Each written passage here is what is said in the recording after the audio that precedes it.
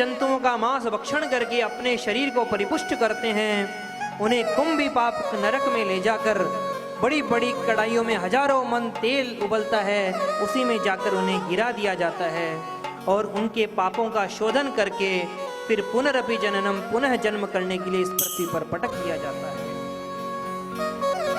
बड़ी घबरा गए परीक्षित महाराज तो नरकों का वर्णन कर सुनने कर और हाथ जोड़कर, महाराज अब रहने दीजिए, अब तो आप यह बताइए कि क्या कुछ उपाय है कि किस प्रकार नरकों में जाने से यह जीव बच सकता है। गलती तो सभी से हो सकती है, इसका कोई प्रायश्चित है? सुखदेव जी कहते, राजन वैसे तो तपस्या के द्वारा, ब्रह्मचर्य के द्वारा अनेक उपाय हम हमारे पापों का प्रायश्चित करें, लेकिन यह प्रायश्चित तभी तक मान्य है तब तक जीवन में दोबारा उस कार्य पाप को करने में हम प्रवृत्त न हो। जैसे आपने एक बार झूठ बोल लिया, पश्चाताप हुआ कि भाई हमने झूठ बोला, क्या करें? गुरुजी के पास गए, गुरुजी ने कहा भाई सत्यनारायण की कथा करवा लो। दोबारा झूठ बोला, फिर उस पाप का कोई प्रायश्चित नहीं है। और मैं तो यह कहता हूं राजन, सबसे बड़ा प्रायश्चित तो यही है कि एक बार भगवान के नाम का जो उच्चारण कर लेता है वह कभी भी यमपुरी की ओर नहीं जाता। और एक उदाहरण सुनाया, राजन सुनो। एक बार कान्यकुब्ज के गोत्र में एक ब्राह्मण था जिसका नाम था अजामिल। बड़ा ही सुयोग्य ब्राह्मण था, नित्य भजन उपासन करता था, त्रिकाल संध्या करता था। पर एक बार वन में गया संध्या बीनने के लिए, उसकी दृष्टि एक वेश्या पर पड़ गई। उसका मन खराब हो गया, उसकी बुद्धि खराब हो गई और अपने मार्ग से वह भटक गया। पढ़े लिखे लोग या तो गलती करते नहीं, और जब कोई गलती करते हैं तो बड़ी ऊंचे दर्जे की गलती करते हैं। और आज यही गलती अजामिल ने कर ली। उस वेश्या पर अनुरक्त हो गया, उसे घर लेकर आ गया और अपनी पत्नी और पुत्र को घर से परित्यक्त कर दिया। प्रातः काल हुआ, संध्या करने लगा। अब वेश्या बनी पत्नी ने फटकारा, ये क्या कर रहे हो? ये भजन पूजन संध्या देखने नहीं आई हूं मैं, जाओ और मेरे लिए बहुत सारा धन कमा कर लाओ। अब धीरे पहले छोटा चोर, बड़ा चोर, डाकू, और फिर तो बहुत ही बड़ा डाकुओं का सरदार वह अजामिल बन गया। और एक समय अयोध्या से कुछ संतों की मंडली निकली वृंदावन की ओर जाने के लिए। बीच में नगर पड़ा कन्नौज, जो ये अजामिल का गांव था। रात्रि का समय हो गया। गांव के बाहर ही किसी से पूछा, अरे भैया, इस नगर में कोई भक्त का घर है? हम 25 मूर्ति हैं, सोचा रात्रि हो गई, किसी भक्त के घर पर जाएं तो प्रसाद पालेंगे बनाकर, हरि कीर्तन करेंगे और अगले दिन यहां से प्रस्थान करेंगे। वह व्यक्ति थोड़ा नालायक था, जो लायक नहीं वही नालायक। उसने कहा, ऐसा घर बताऊंगा कि जीवन भर याद रखेंगे। उसने हाथ जोड़कर, महात्माओं, हमारे यहाँ एक अजामिल नाम का भक्त रहता है, जाओ उसके घर पर, खूब तुम्हारी सेवा भी होगी और भगवान ने चाहा तो तुम्हें दक्षिणा भी मिल जाएगी। बेचारे वहां पहुंच गए। पत्नी ने द्वार खटखटाया, खोला। संतों ने कहा, भाई भक्त अजामिल घर पर है, हम 25 मूर्ति हैं, यहाँ विश्राम करना चाहते हैं। बेचारी वह तो रोने लगी और कहने लगी, मुझे तो केवल एक ही बात याद है मेरी माँ की। माँ ने कहा, जीवन में कुछ भी करना पर संतों से कभी झूठ नहीं बोलना। महात्माओं, मेरा पति कोई भक्त नहीं, बहुत बड़ा डाकू है, और संतों को तो देखकर ही उसका खून उबलने लगता है। संतों ने कहा, कोई बात नहीं, हमें तो किसी ने बताया था, तो इस घर नहीं, इस गांव नहीं तो दूसरे गांव चले जाएंगे। जब संत जाने लगे तो वह भगी भगी आई और चरणों में गिरकर कहने लगी कि मैंने सुना है कि अगर मैं सूखा सामान आपको दे दूं तो उसमें तो कोई दोष नहीं। मेरे घर के बाहर यह पीपल का वृक्ष है, आप नीचे बैठिए, मैं आपको भोजन सामग्री देती हूँ, आप बनाइए और पाइए। जो गुरुजी थे उस मंडली के बड़े, उन्होंने स्वीकार कर लिया। भोजन प्रसाद बनकर तैयार हुआ, ठाकुर जी को भोग लगा और जैसे ही एक ग्रास गुरुजी ने मुख में ली, गुरुजी की आंख में आंसू आ गए। शिष्यों ने पूछा, गुरुजी क्या बात है? संत ने कहा, अरे मैंने भक्त तो नहीं, पर जैसा भी सही इस अजामिल का अन्न खाया है, और अगर इसे नहीं सुधारा तो हमारे जीवन का अर्थ ही क्या है? शिष्यों ने कहा, गुरुजी यहां से चलो, कहीं इसका पति अजामिल आ गया तो हमें बहुत दंड देगा, हमारा अपमान कर देगा। गुरुजी ने कहा, अरे हमारा जो अपमान करे हम उसे ही सही मार्ग पर लाएं तो हमारा साधुत्व क्या है? साधनोति परम कार्यमिति साधु, जो बिगड़े हुए को साध दे वही तो साधु है, वही तो उसे कोई साधुता है। शिष्य ने कहा, गुरुजी उसे आप ये कहना कि वो गायत्री मंत्र की माला जपे। गुरुजी ने कहा, जिस तरीके से उसकी पत्नी ने उसका स्वभाव बताया है वह गायत्री मंत्र नहीं जपेगा। एक शिष्य ने कहा, गुरुजी उसे कहना हर शनिवार को सुंदरकांड का पाठ करे। गुरुजी ने कहा, वह तो लंका कांड ही करेगा। बात हो ही रही थी, उसी समय सर पर काली पट्टी बांधे अजामिल आ गया, हाथ में नंगी तलवार लिए और संतों को देखकर आग बबूला हो गया और पूछा, भाई कौन हो, यहां कैसे आए हो? तभी उसकी पत्नी बाहर आई और पत्नी ने कहा, यह संत महात्मा है, मैंने इन्हें अनुमति दी है। और संतों ने कहा, अजामिल हम ब्राह्मण हैं, हम संत हैं, जिसके घर पर भी भोजन प्रसादी ग्रहण करते हैं, अंत में दक्षिणा भी लेते हैं, तो हमें दक्षिणा नहीं दोगे? अजामिल ने कहा, भूतों से पूतों से भी क्या लोगे? तुम्हारा ये लोटा, चिमटा, कमंडलू जो मैंने छीना नहीं है ना, उसे ही अपनी दक्षिणा मान लेना, भगो यहां से। संतों ने कहा, हमें ऐसी वैसी दक्षिणा नहीं चाहिए, हमें तो यह बताओ तुम्हारे कितनी संतान है? अजामिल ने कहा, मेरी 10 संतान है, 10 पुत्र है। संतों ने कहा, हम तो यह चाहते हैं तुम्हारा जो सबसे छोटा पुत्र है उसका नाम तुम नारायण रख देना। अजामिल ने आनाकानी करी, पर पत्नी के कहने के कारण यह प्रस्ताव स्वीकार कर लिया और संत वहां से चले गए और छोटे पुत्र का नाम नारायण रखा। धीरे धीरे जब वह बड़ा होने लगा तो अजामिल उसमें अनुरक्त होने लगा। छोटा पुत्र है, प्रेम भी ज्यादा है, अब तो बार बार पुकारता, अरे नारायण बेटा चलो कहीं घूमने चलते हैं, आओ नारायण साथ में प्रसाद पाते हैं, आओ नारायण ये काम करते हैं। जो एक बार भी भगवान की तरफ उन्मुख नहीं हुआ, अब धोखे से ही दिन में 50-100 बार भगवान का नाम ले लेता। कितना सीधा और सरल उपाय बताया संतों ने अजामिल को। और धीरे धीरे समय जब उसका पूरा होने लगा और जब अंत समय आया, तब यम के दूत उसे लेने के लिए आए। तड़पने लगा। बड़े बुजुर्ग कहते हैं, मरते सब जब भयंकर पीड़ा हो तो समझ लेना उसे यम के दूत लेने आए हैं। चिल्लाने लगा, लेकिन पास में ही खड़े छोटे पुत्र को पुकारने लगा, अरे पुत्र नारायण नारायण मुझे बचाओ। यम के दूत उसके गले में फंदा डालकर खींचकर उसको जब ले जाने लगे, नारायण नारायण नाम का उच्चारण किया। उसी समय भगवान के 4 पार्षद वहां उपस्थित हो गए और धक्का मार दिया यम के दूतों को और अजामिल के बंधनों को छुड़ा दिया।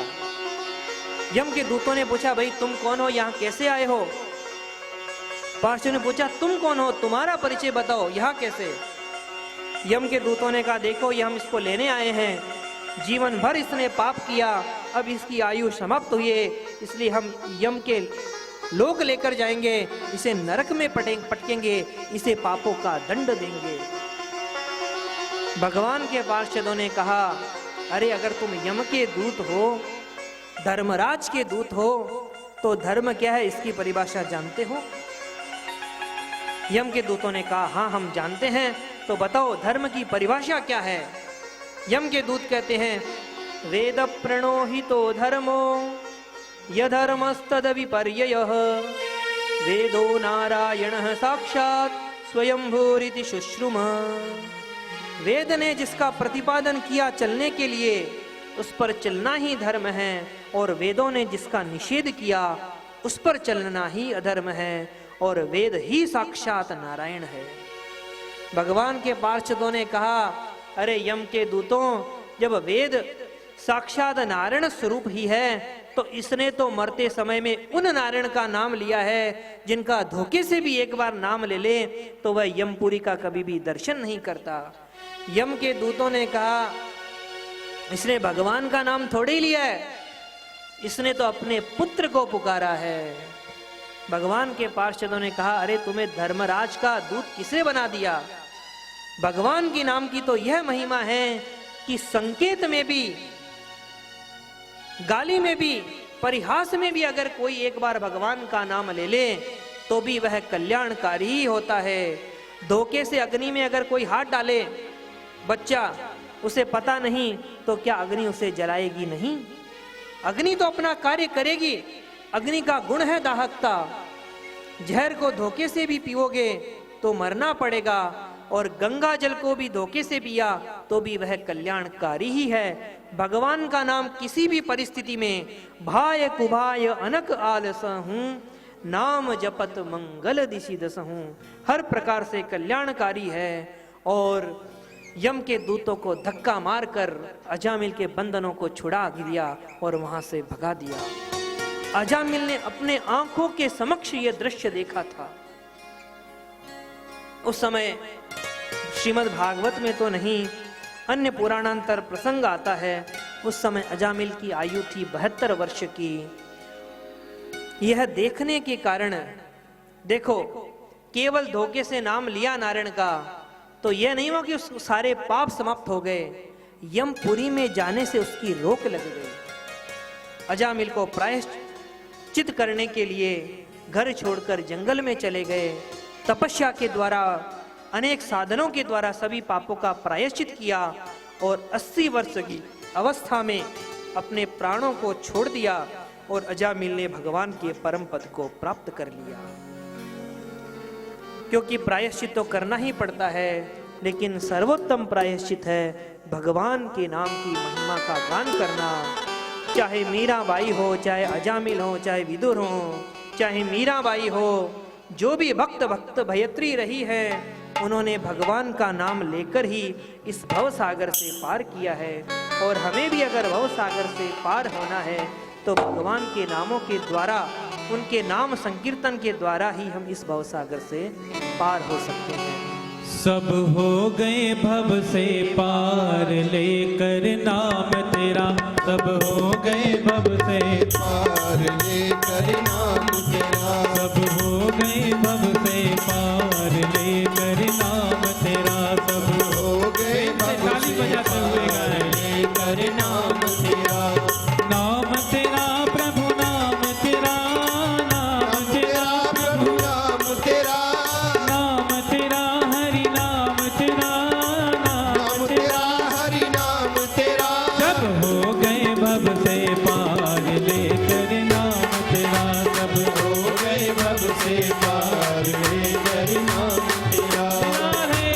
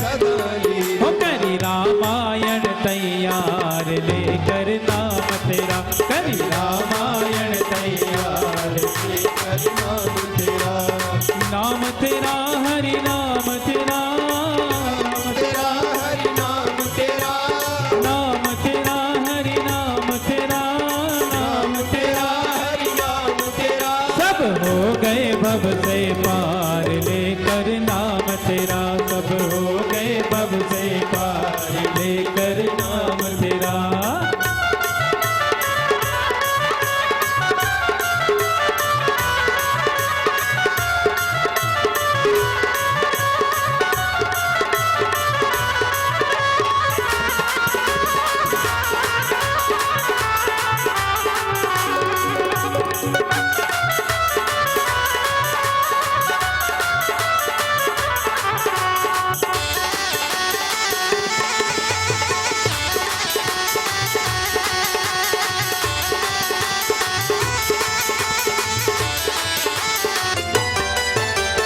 बहनल नील जाति के वानर, बहनल नील जाति के वानर, राम नाम लिख दिया शिला पर, राम नाम लिख दिया शिला पर। बहनल नील जाति के वानर, बहनल नील जाति के वानर, राम नाम लिख दिया शिला पर, राम नाम लिख दिया शिला पर।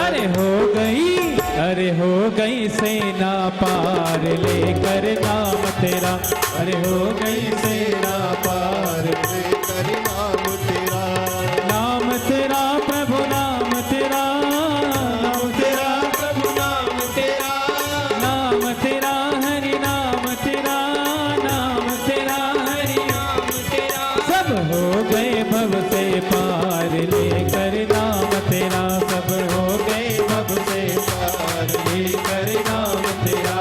श्री राधे।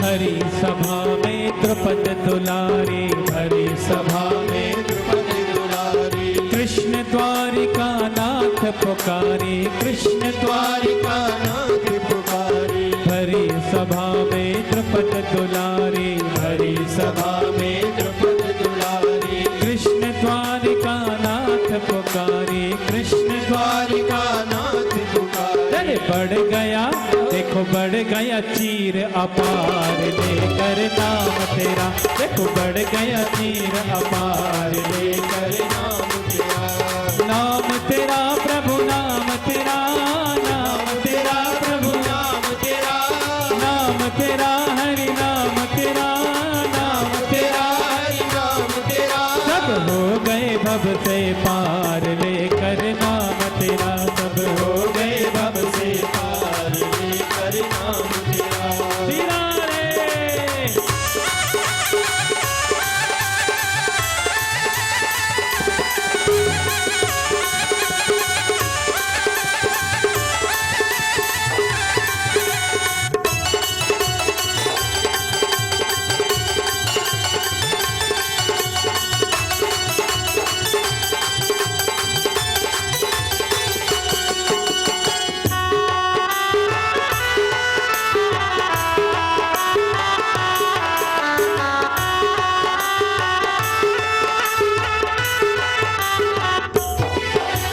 राम नाम को जो कोई गावे, राम नाम को जो कोई गावे, अरे कृष्ण नाम